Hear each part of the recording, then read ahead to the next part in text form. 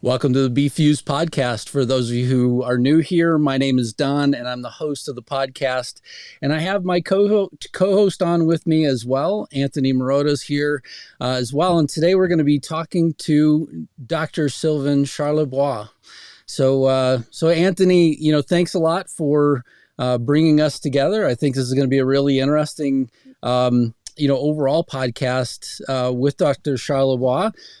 He's a professor in food distribution and policy in the faculties of management and agriculture at the Dalhousie University in Halifax. He's also the senior director of the Agri-Food Analytics Lab, and he's the co-host of one of Canada's top-ranked podcasts in management called he's called the Food Professor, which is a really interesting nickname. Maybe, Anthony, we need an alternative for you, tagline name.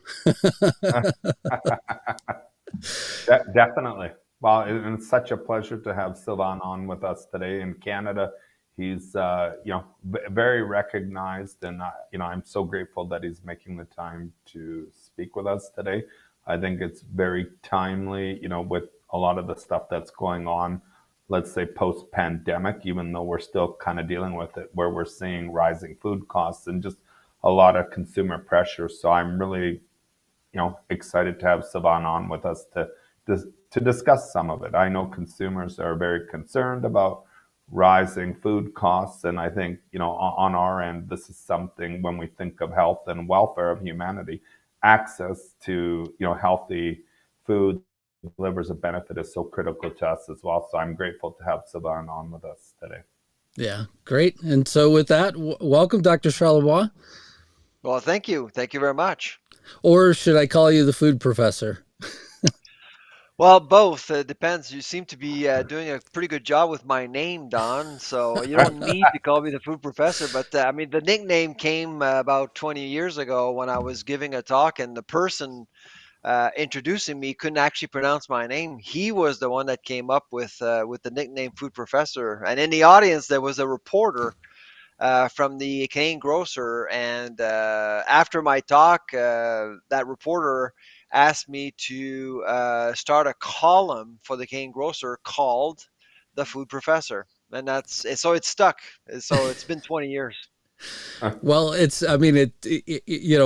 so for anybody that's watched, the things that I normally do in terms of these podcasts, the one common sort of thing is that my Indiana dialect follows me everywhere, and I can never seem to like unlearn the things that I learned. So I'm glad that I've gotten this right a couple times, but it has taken right. a full day of practice. So yes. Good job, Don. Good job. Yes. So I tried to cover your bio, but at the same time, there are tons of things that you've done in this space. Can you just tell the listeners a little bit about yourself? Yeah, absolutely. I was actually, before I became an academic, I was actually a lobbyist in the food industry many years ago. And as a lobbyist, you kind of have to understand food systems. You have to understand who has power, who's influencing who actually is influence as well.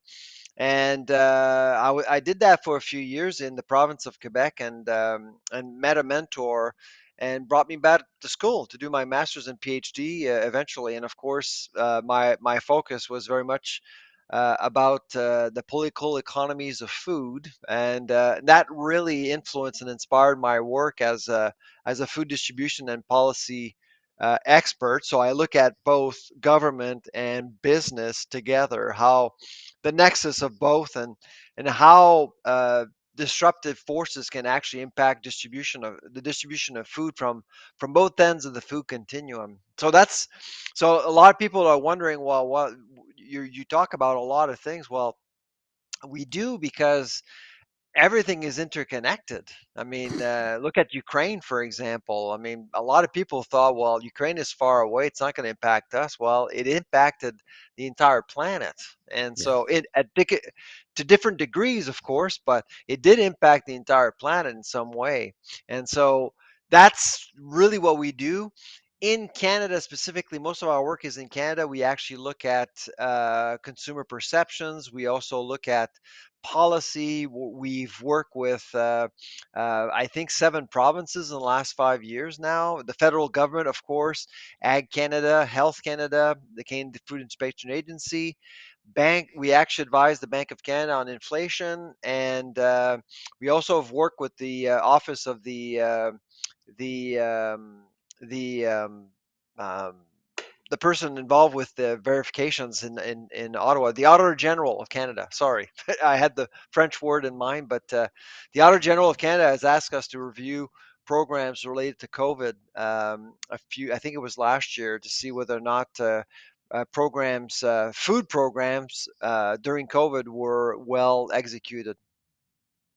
And so, what was the end answer on that? Just out of curiosity. It was,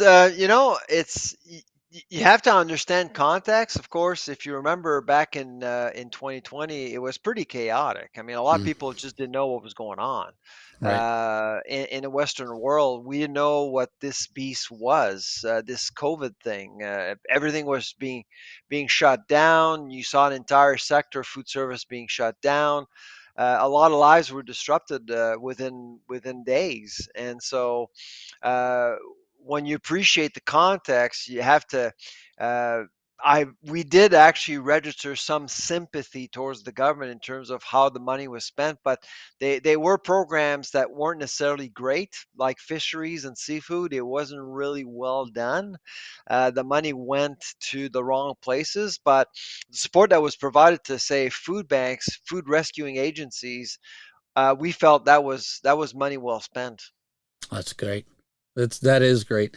I mean, I just I mean, there's a lot of good lessons learned that I think a lot of us could have walked away from, just what we experienced with COVID because um yeah, I mean, we all sort of know the reality is that there could be another one of these things that comes along at some point that sort of forces everything shut again, and Let's it'd be nice let's to know hope that we've not. learned our lesson and we're moving it forward. So yeah, Yeah, yeah. absolutely.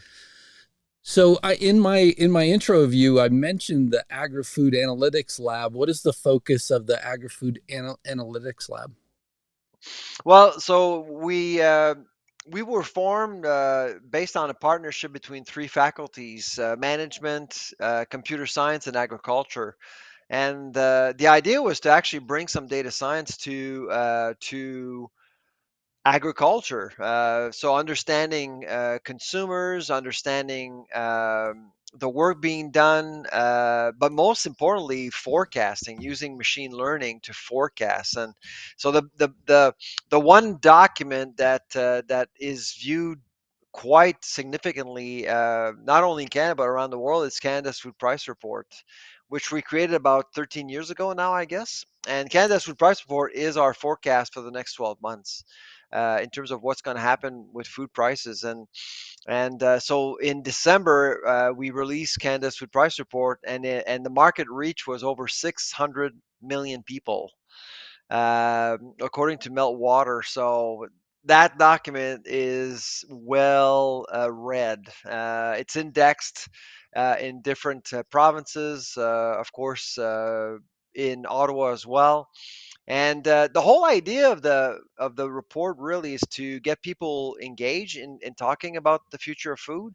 Obviously, this year is, I mean, the focus is very much about prices and what's going to happen. And in December, what we did was we provided a forecast. Again, a very um, unfortunate forecast, because we were basically telling Canadians that food prices would go up by 5 to 7% again, and we're seeing it right now. I mean, we're seeing it that it's not over. There's still a lot of issues that we need to deal with supply chains and everything else, and so we are expecting a very difficult winter, spring. But once we get to the summer, we do expect that food systems will somewhat be more normalized, and things will calm down a little bit. Those, and to actually get to that forecast, we work with Guelph, we work with Saskatchewan, we work with UBC. We always work with other universities, and we try to get data as much as possible to historical data to basically set ourselves a path to better understand what lies ahead. Very interesting. Any questions from your side, Dr. Marotta? Sorry, I was just on mute. As it relates to pricing, and indexing, of food, just kind of thinking, out loud a bit. Obviously that translates to the consumer, and so I presume too, like in terms of pricing indexes and everything, there's obviously a consumer aspect to that. And do you guys also liaise then with government to highlight some of the concerns that the consumer may have through some of those initiatives that you guys are working on? Oh, absolutely. Right now, we actually have four projects with three provinces. So we have Nova Scotia, Quebec, and Ontario, and all projects are related to food security, food autonomy, local foods, the localization of food, if you will. So there is more interest in local foods and food resilience per se. And so discussions we've had with provinces aren't the same as before COVID. Things have completely changed. Um, Provinces are aware that we need to produce more food. We need to become more autonomous. But food autonomy in Canada is not like in the US. I mean, you can't really just think about feeding yourself. You have to feed other markets as well in order to build economies of scale. So instead of just thinking about, I don't know, growing strawberries, for example, in Quebec, they're thinking about Maine and New Hampshire and New York and different places where you could actually, sell and promote some products. So the language has really shifted, and that's the kind of projects we're involved with. The other issue, of course, is affordability.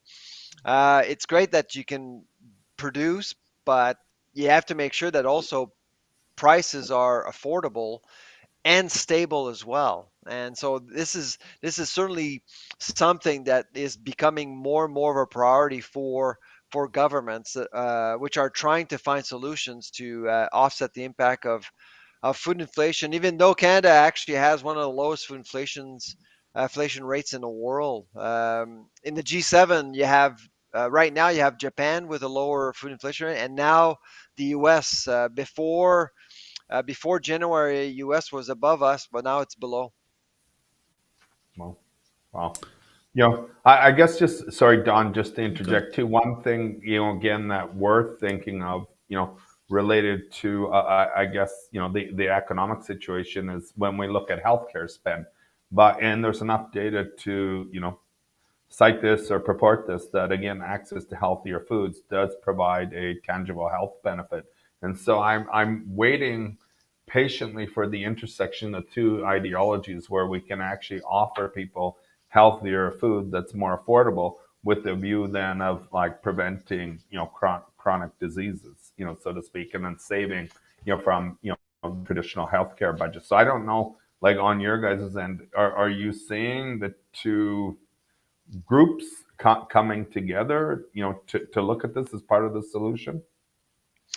We're trying. We're trying. In fact, on March 9th, our next report will be about Canada's food guide. As you know, Canada's food guide is the most downloaded document offered by the government of Canada after uh, the income tax return form, of course. Um, so, so the food guy comes second. It's consulted a lot. So we know that 4 years ago, when the new food guide came out, which was very different. If you've seen it, Yeah. you'll see it's a complete departure from what we used to have. The food guide that was introduced back in 2006. And there's more plant-based, more vegetable proteins. The drink of choice is no longer milk; it's water.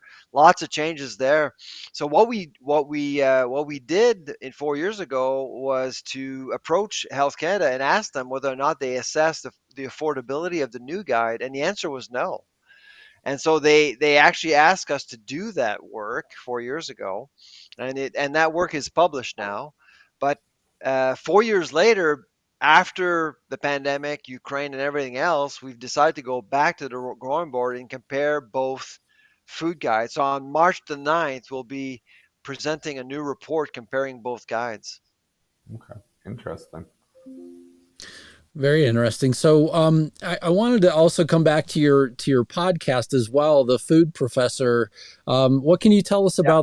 about the show, and what are the topics that you generally cover on the podcast? Well, so first of all, my partner in crime, Michael LeBlanc, he's the brainchild behind the idea. I mean, I when he approached me a few years ago to do a podcast, I told him I don't know anything about podcasts, and I felt, frankly, I think there's too many of them. There's a lot of them, and I don't listen to many podcasts myself, and I didn't see how I could actually get a new audience. I publish in the Globe and Mail. I have a column in La Presse every week for the last 20 years. I was very comfortable with the audience, but Michael convinced me just after the start of COVID. He asked me, "Well, you're not traveling anymore. You have time, I guess."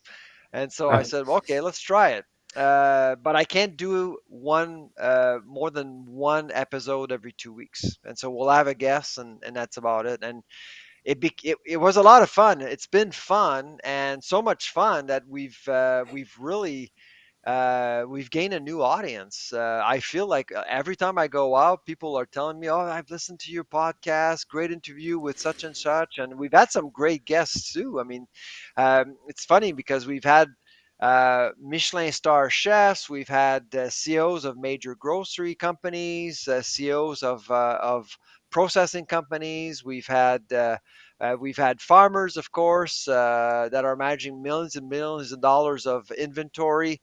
So it's been really fantastic. And so recently, because of our success in the rankings, we've decided to go ahead and record one episode a week now. So and we have a backlog of guests up until, I think, until November or December of this year. So we're pretty busy.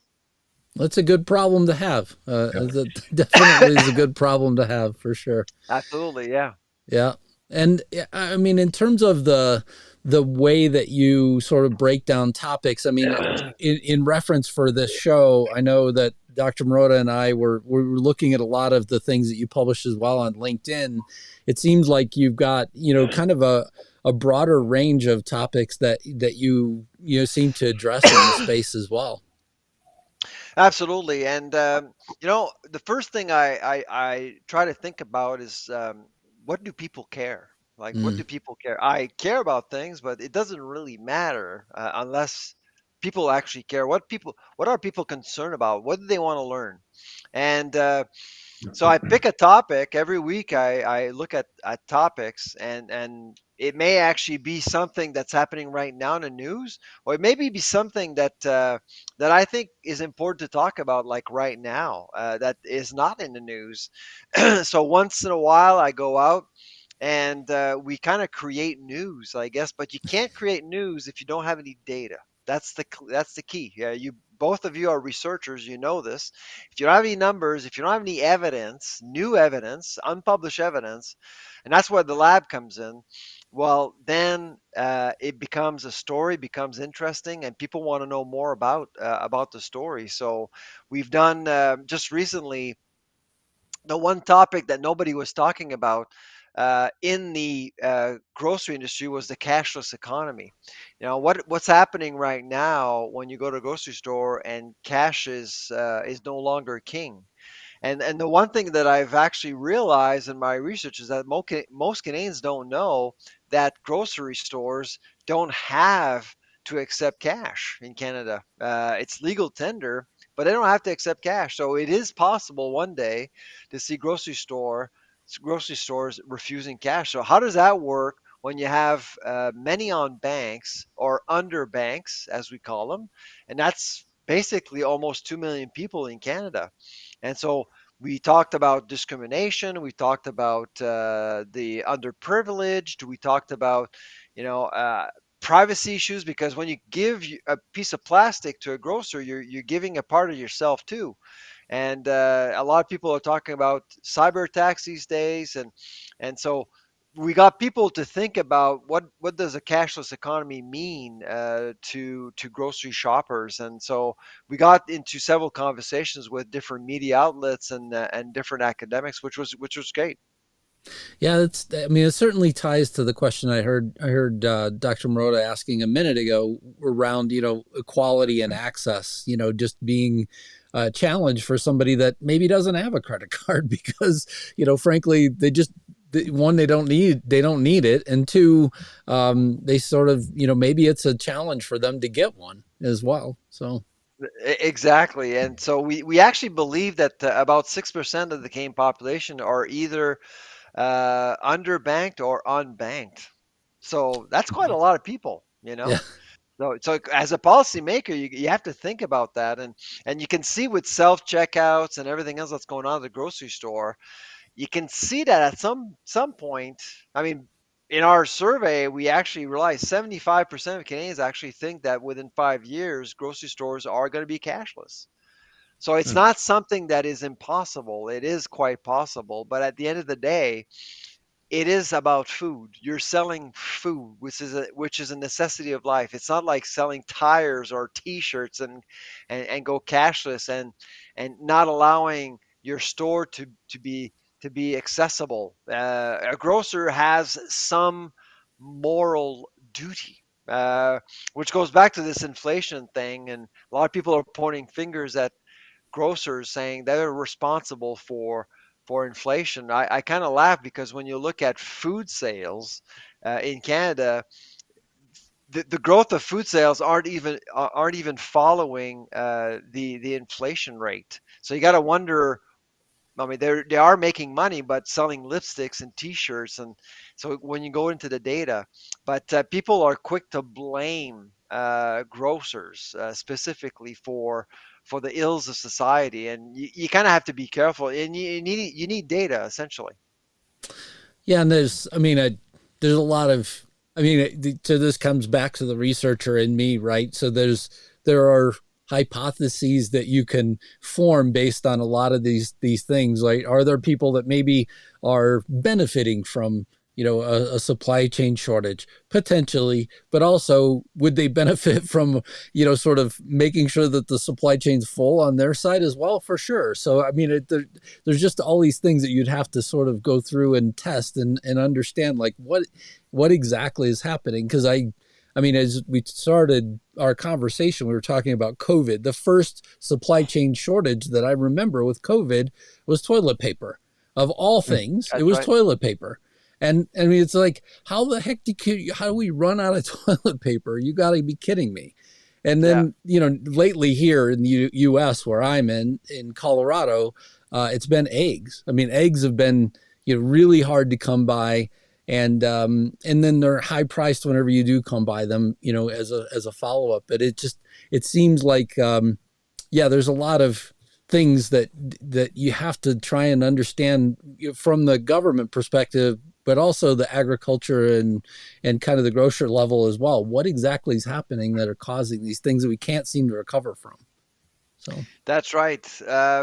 At the very beginning of COVID, I actually had hope. For the first time, I mean, I've studied supply chains and logistics for the longest time, and I've always felt that people think of these topics as being quite boring. It's not sexy. It's fun to talk about brands and trends and packaging and consumer behavior, and those were fun to talk about. But logistics and supply chains, not really. But as soon as people saw empty shelves at the grocery store, they were asking questions about supply chains and logistics. And I thought, to me, it was exciting because for the first time, I actually was dealing with an audience that believed that food doesn't really magically appear on store shelves. You know, there's work, and so I felt very happy and relieved and encouraged by the discussions that I had. But in recent months, I've been discouraged by how linear the thinking behind accusing grocers actually is. I mean, it's I understand why people are blaming grocers, because that's their portal to the food space for them. It's the only thing that they understand. But to basically point fingers at grocers without really understanding what goes on before food actually arrives at the grocery store is a little premature, and I just wish people would be. I hate to say this, but I wish people would be less data literate or less data lazy Oh, to right. really understand Sure. what actually is going on up the food chain. Yeah. Which kind of ties to the next question. I really wanted to dig in with you a little bit. So, in your opinion, what role should governments and policymakers play in promoting healthy and sustainable eating habits? Well, I mean, the food guide is certainly a good start in my view. I mean, that's probably the strongest statement you can make as a government is to actually establish a food guide. And a lot of people just roll their eyes. Oh my God, the food guide, nobody follows it. Well, it gets institutionalized. Like kids are actually looking at this thing now, and as you grow, you will be influenced by the food guide. My generation were influenced by the four food groups, and just by the looks of you guys, I suspect that you're old enough to have been influenced by older food guys than the new ones, especially in Canada, and that's really the reality. I think it's that, and the other issue is labeling. I think so. You Yeah. got the food guide as a very powerful instrument, and labeling is another one. And let me give you an example of one thing that Ottawa got right. So on January 30th of last year, the government actually adopted a food of front of package labeling rule, which will be put into force in about 3 years from now in Canada. So on as you walk into a grocery store, on packages you'll see clearly big logos telling you whether or not a product has too much fat, too much sugar, or too much sodium. Mm, Within seconds, it will tell you. And to me, that's a winning way to do things, to actually do two things. One, you change behavior, but two, you empower industry to change, to reformulate, to actually offer healthier products because everyone is dealing with the same rule. It's a level playing field for everyone. So you can't cheat on sodium, you can't cheat on fat, you can't cheat on sugar. It's all the same. And to me, and what we've seen in Europe is a policy that works very well. It makes our food healthier. The food we have access to is healthier, and at the same time, consumers get educated in terms of what's actually in their food. So, to me, those are the two most powerful instruments you have for people who don't have the time to get educated. Now, education itself, of course, is I'm in the business of education myself, so obviously I believe in education, but not everyone can actually afford the time to get educated or to read.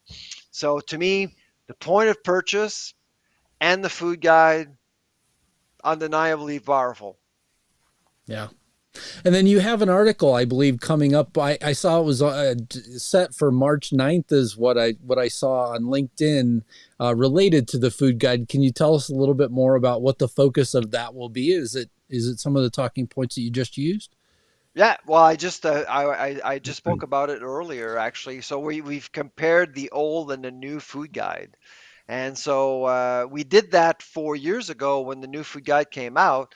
And now we're doing it again after all the mess we went through in recent years, supply chains, Ukraine, COVID, everything. And so we just wanted to see uh, how affordable the food guide is. So to us, it's a must. If you present a food guide that is not affordable, or even Canadian, I mean, there's some avocados in there and almonds. Canada doesn't produce almonds or avocados, so.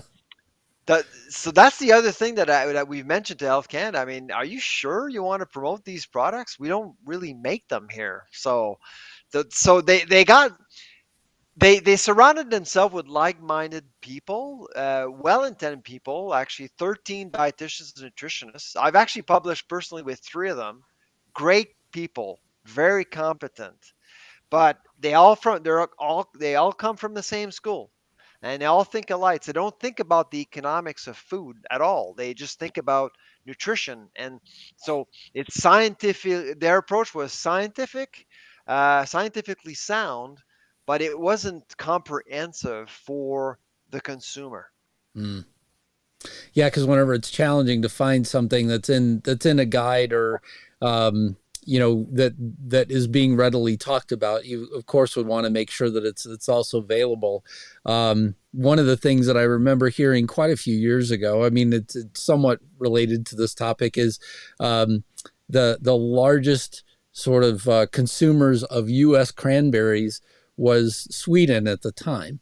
Now, I don't know if that, I don't know the numbers behind it or anything else, but I could only imagine being Swedish and, looking at, again, cranberries where they're, the largest amount of them that are consumed inside of the country might actually even be, shipped in and That's as right. an import, right?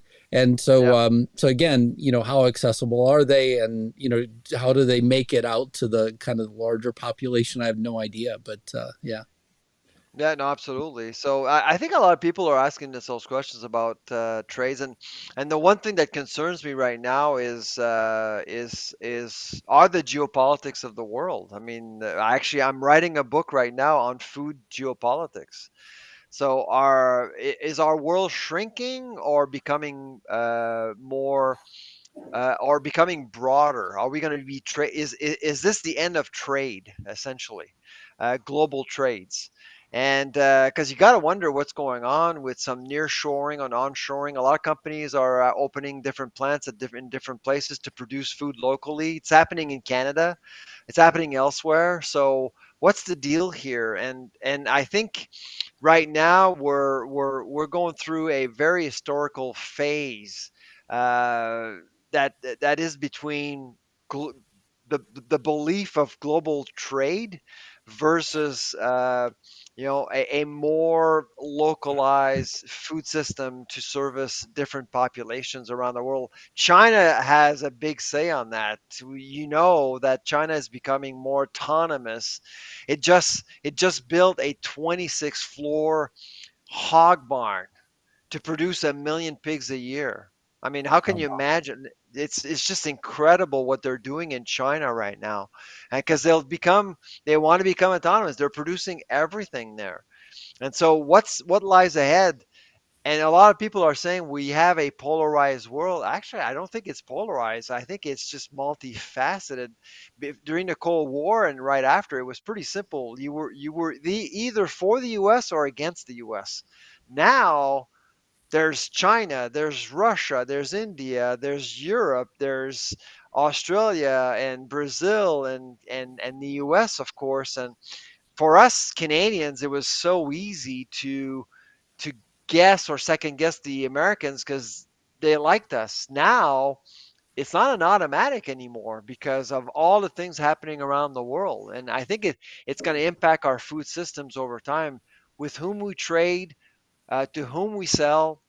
We're selling more canola to Mexico now, which is interesting. So our reliance on the U.S. is a problem. It was a problem before, but now it is really a weakness that we have that is being recognized by many policymakers. Very interesting. How, One go comment ahead. on my third, Don, just looking at these regional strategies in terms of like nutrifying people, I think it'll be interesting from a microbiome perspective. When I look at food, and I think we don't know enough about the influence of food on the gut microbiome. We're seeing, some evidence where again processing of foods and the additives and everything can actually influence the biome. So I'm kind of intrigued from a scientific standpoint to look at when we regionalize it, what do we actually do to people's biomes? Do we actually improve people's biomes? Yeah, that's And I, very true. so the science, I'm excited for the science, but I understand all the geopolitical issues that arise, out of this. But I am more becoming more and more of a proponent for more of a regionalized strategy as well, for access, just because of the presumed benefits to the microbiome. So I don't know if you have any comments or thoughts on the microbiome, in of itself. The health issue is a big one. I mean, it will drive decisions, whether it's personal decisions related to food or even deliberate public state decisions. I actually do think that health, and we're talking a lot about mental health these days, and that's not going to go away. I think that COVID has damaged a good portion of a younger generation. We have 4 kids at home, and I can tell you, we see it. I mean, COVID really damaged them in terms of how they see society, how they assess risks, how they interact with people, and yes, how they eat, and what benefits they seek from eating as well. So I actually think that health is going to become even more important as we move forward. Yeah. Well, I mean, the interesting part to me, Dr. Marotta, is given our background in diagnostics and life sciences as well. Anytime that you have a diagnostic today, let's say if I wanted to release that diagnostic somewhere in Asia, you'd have to go test the Asian population. They won't let you just take something that is, only tested in North America now and go release it in other parts of the world. On the other side, you kind of, I guess the part that I've lived with for a major part of my life is just allergies, seasonal allergies. And oftentimes people will say, consuming things like honey and, things like that are local, also will help you with your allergies. And I half wonder, at the end of the day, would a diet that solely is made up, or in large part is made up of your local produce and other goods, would at the end of the day help your microbiome. So for sure, it mentally makes a lot of sense. It's just one of those things that would be interesting to see how it actually plays out, as we continue forward as well.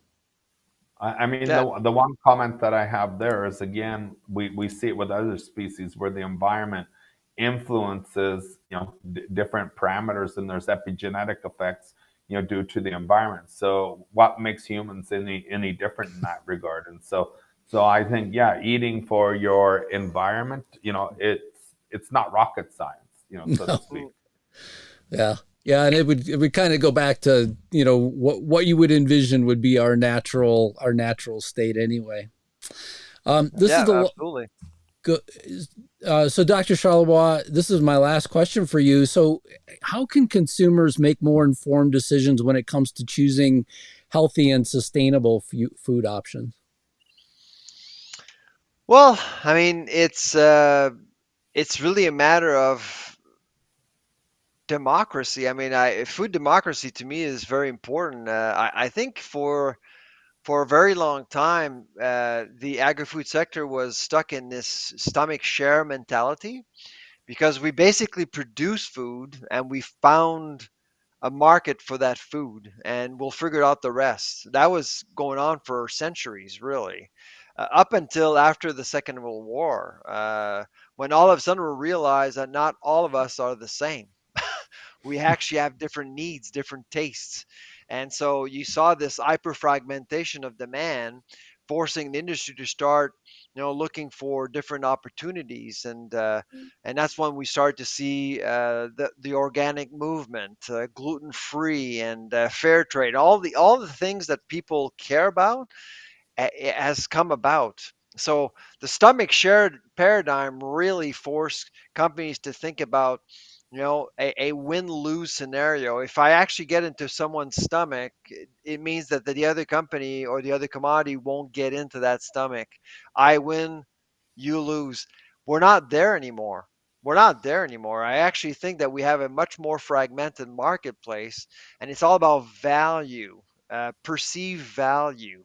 And in my view, it's not necessarily just uh, about stomachs. It's about value and providing something unique, and that's how health is going to cut through that aspiration of leading a healthier lifestyle is going to cut through right there. It's going to be presented to different folks, in my view, anyways.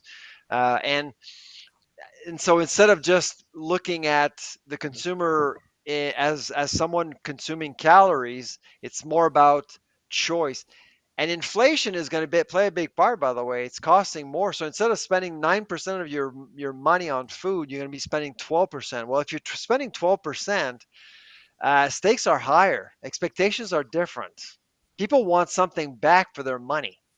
And if there's something they want back, is certainly health. They want something Mm, that tastes good, and they want something that's healthy.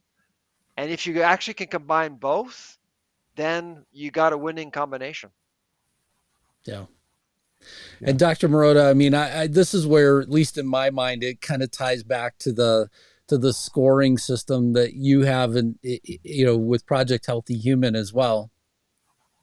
Yeah, yeah. So on our end, just kind of very briefly too, we completely agree with you. And having, worked so many years in the IBD space or in the diagnostic space, developing methods to actually, how shall I put it, establish the healthiness index of a food is so critical. I know that there's other, things that are out there, but if I look over the course of the last 20 odd years in terms of what has changed, in again looking at, data from, some of the global consortiums that are looking at, access to ultra processed foods, we know that arguably ultra processed foods are a big thing, and I see that even intersecting in the whole plant-based movement, where again you're just strapping on like a label, so to speak, and calling it plant-based. Well, from a health and clinical perspective, that not everything is created equally, and it's all the whole rich,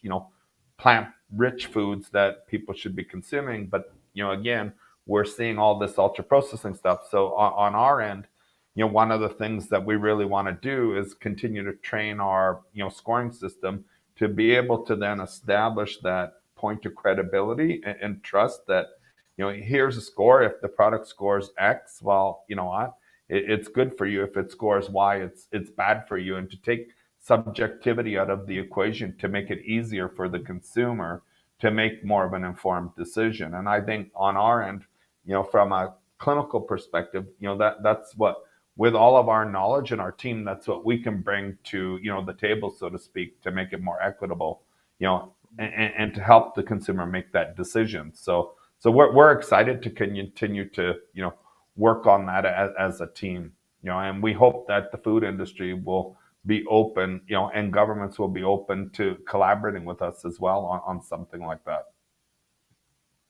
No, absolutely. I think there's some great opportunities that, like I said, the more you the more you recognize the differences, the more you recognize the heterogeneous nature of a market, the more opportunities you'll recognize, and you'll need different products. The plant-based movement was to me was it was an interesting phenomena, but it really started um, in a wrong fashion. I think it was intended to replace something people love, meat, for example, and it's even higher price. And as you said, it's processed, and so the design of it was not well thought of, and now they're paying for it. You can see what's going on with Beyond Meat and Impossible, and Yeah, but vegetable proteins aren't dead. I mean, they're actually going to yeah, be there. It's going to yeah. stay. It just needs to be,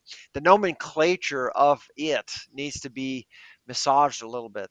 Yeah, completely agree with you. Again, I think there's enough systematic studies and meta-analyses that cite that, putting patients on a plant-rich diet actually provides a tangible benefit. But again, I think related to labeling, you can't call everything plant-based or plant-rich. Well, I mean, when you talk to, I was in Red Deer last year talking to 700 ranchers, and I was talking about the plant-based movement, and I was basically explaining the difference between the plant-based movement and the vegetable protein movement, which are two different things. Yeah. And one rancher with his cowboy hat went to the mic and said, "Well, beef is plant-based, isn't it?" So the nomenclature needs work. Yeah. Yeah. Yeah. For sure. So, Dr. Charlebois, as we get ready to close, I just wanted to give you an opportunity to talk about where people can find out more information about you and your books as well as your podcast.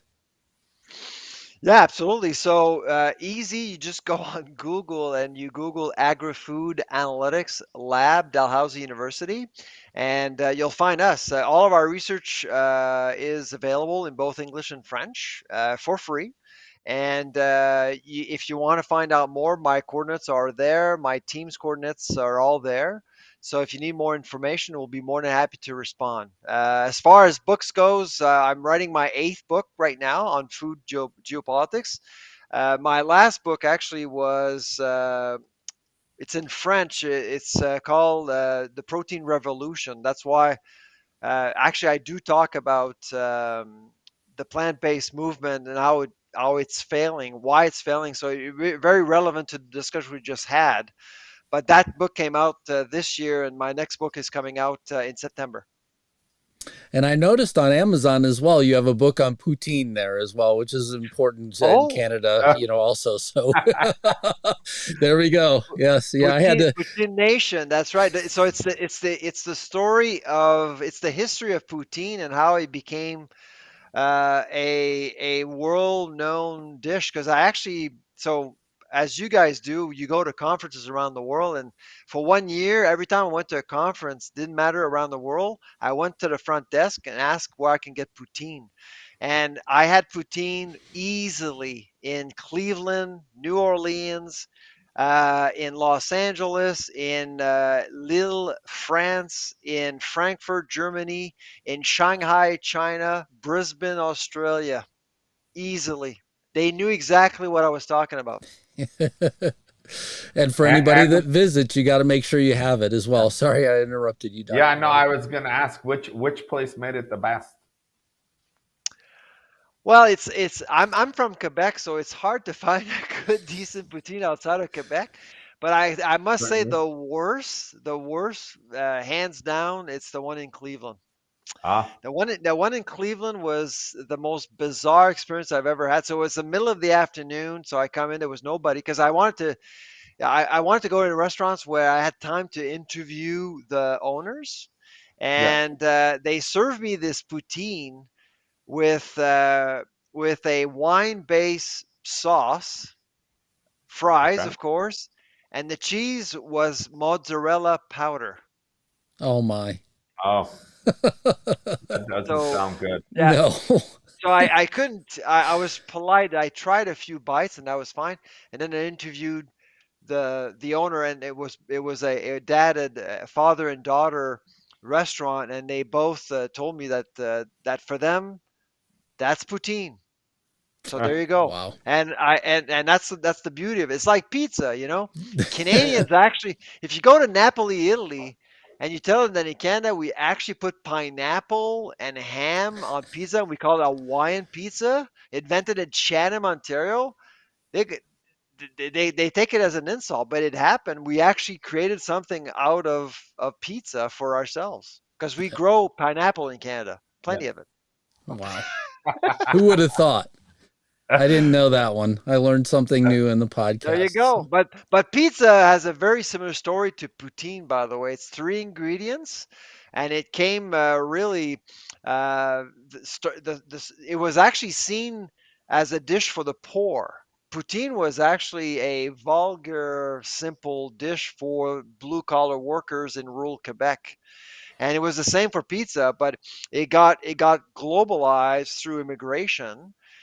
With poutine, it got really globalized due to American chains like Harvey's, McDonald's, and Burger King. They were forced to adopt poutine because in the region of Quebec, too many people were asking for it, and that's how it became famous. Well, you can't go to Quebec without finding it. So I've been before, and actually That's right. have had it in Quebec as well. And So yeah. at our age, it takes about 3 weeks to digest, but hey, it's all worth it. All worth it. Yes, for sure. It's funny, we spend 45 minutes talking about health, and we spend the last few minutes talking about one of the most disgusting, unhealthy dish in the world.